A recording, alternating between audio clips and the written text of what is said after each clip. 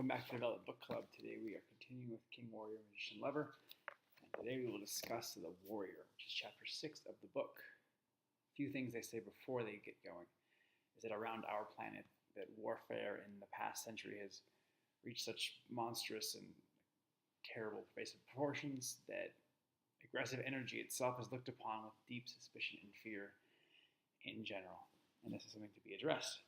And the interesting thing they note is that the people who would cut off masculine aggressiveness altogether at its root, in their own zeal, they themselves fall under the power of this archetype of the warrior and aggressiveness. So there's an aggressiveness to rid us of aggressiveness, which is defeating them at their own point, sort of, right?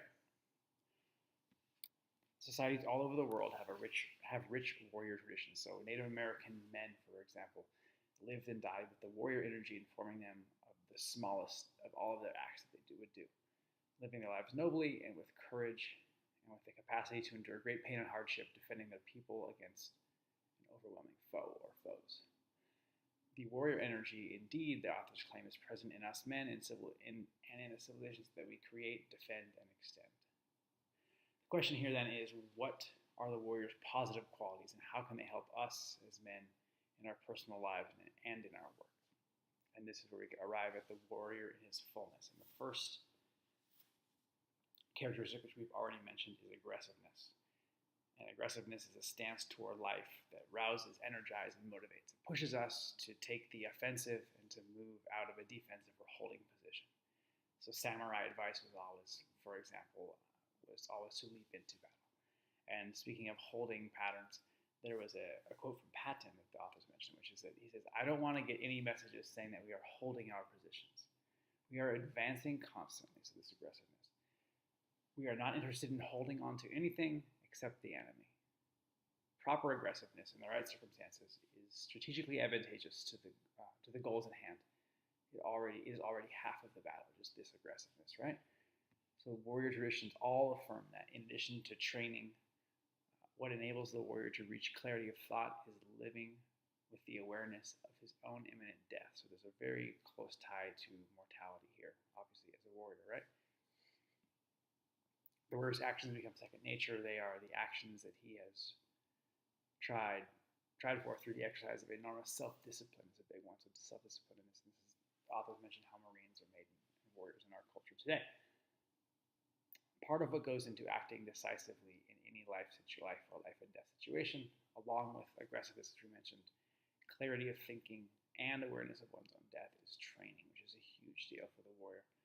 The warrior never acts to reassure himself that he is as potent as he hopes he is. There's a sort of a proper self-assuredness that does not need external motivation or external approval. And the warrior does not talk too much, the authors say. So there's two commitments or sort of driving things aside from all those characteristics. And that is that the warrior is disciplined with his body and mind. So there's a transpersonal commitment is the term the authors use here. His loyalty is to something larger than individuals, though that transparent loyalty may be focused through some important person, such as a king or a leader of a nation. And with this transpersonal commitment, it makes all other relationships sort of relative to that high commitment, which is very platonic, it sounds like here.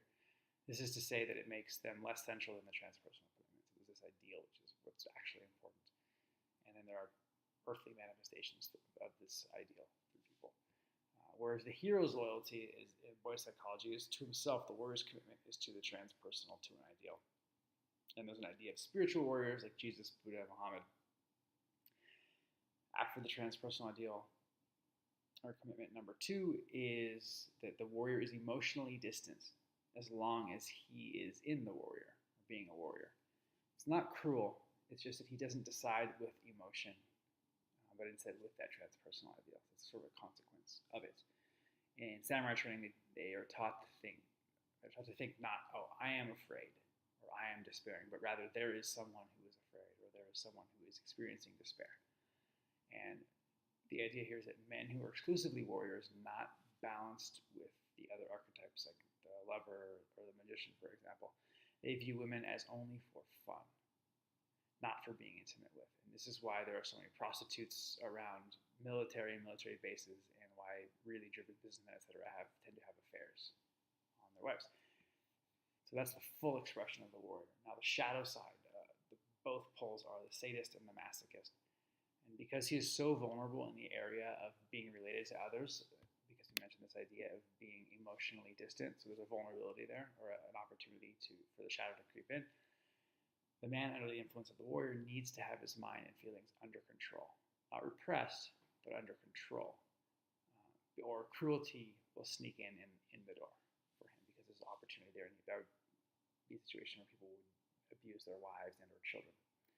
The sadistic warrior's cruelty is directly related to what's wrong with the hero or the boy version of this archetype, which is the shadow warrior carries into adulthood the adolescent insecurity, violent emotionalism, and desperation of the hero as he seeks to make a stand against the overwhelming power of the feminine, really, which is an interesting driving force here, which always tends to evoke the masochistic and cowardly pole of the hero's dysfunctional shadow.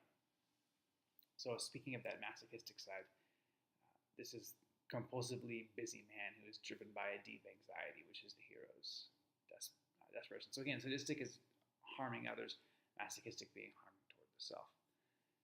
And if we are not secure enough in our own inner structure, or on what's going on, we'll rely on our performance in the outer world to bolster our self-confidence.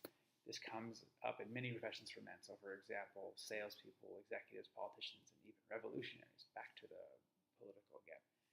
And the masochistic side of the shadow is the pushover, or the whipped puppy, they say. And this lies just beneath the sadist's rageful displays of anger and outbursts.